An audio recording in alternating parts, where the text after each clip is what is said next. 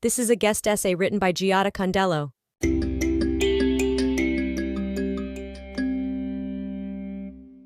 As you might have guessed from my surname, I am Italian. However, I am also Israeli, and just to get this out of the way, I am not Jewish. I am not Jewish, but I gained Israeli citizenship a couple of years ago because I am married to an Israeli and I have chosen to live here. I really enjoy living in Israel. While this might seem ordinary to you, you cannot imagine the difficulties this statement has caused me at airport security or during conversations with Israeli friends. It is a red flag. Apparently, an Italian is not supposed to prefer Israel over Italy. Well, surprise, surprise. Here is the first one. I am also raising two other hybrids like myself, although dealing with my firstborn might prove more challenging since he seems to have a strong affinity for skiing and Italian food. Nevertheless, I am working on it.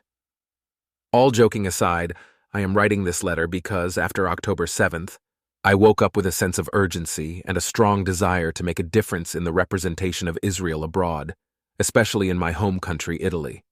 Like everyone else that morning, I woke up in a different country, with a different mindset. I was shocked, I was confused, I was angry, but I was determined to fight. With a heavy heart, a few days later, I flew to Italy with my children out of fear that something terrible might happen to them. However, once there, I felt a sense of guilt and helplessness.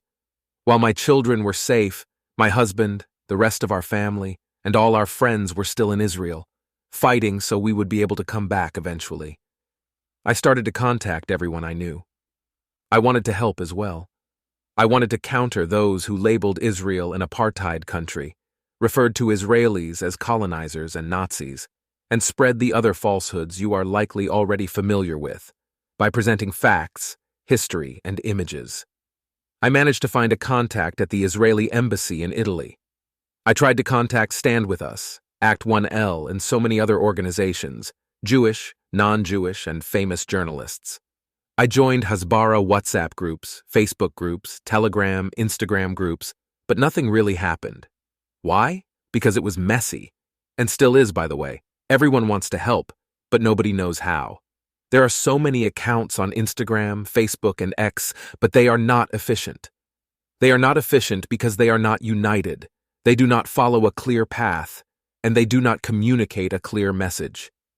There is nobody in Italy who is young, motivated, unlinked to any political party, understands the current trends, and is able to stand up and convey a clear and powerful message.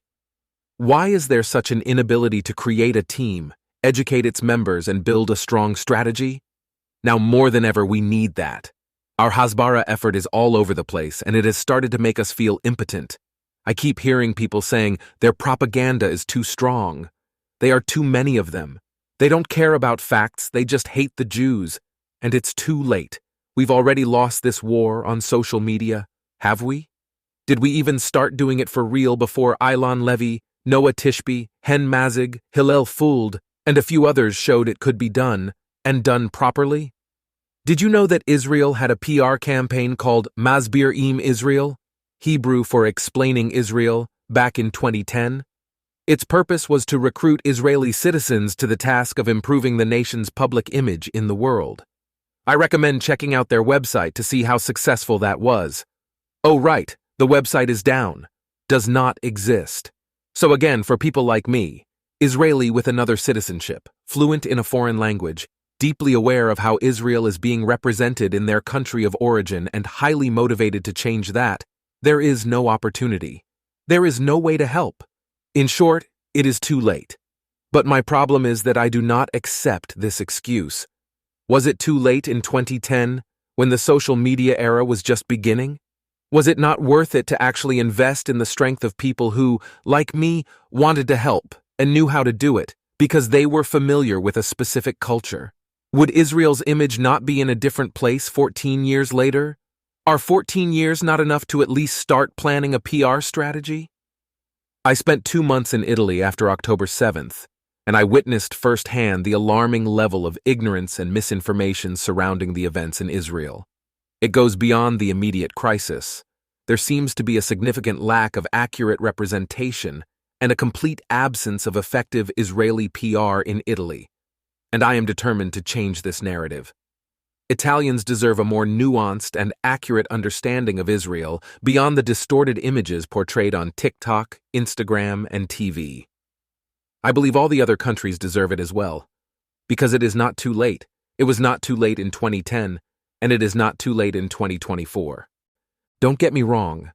I am aware that our government has other pressing priorities, but I also understand that turning a blind eye to an ongoing parallel war in the digital realm is not the answer.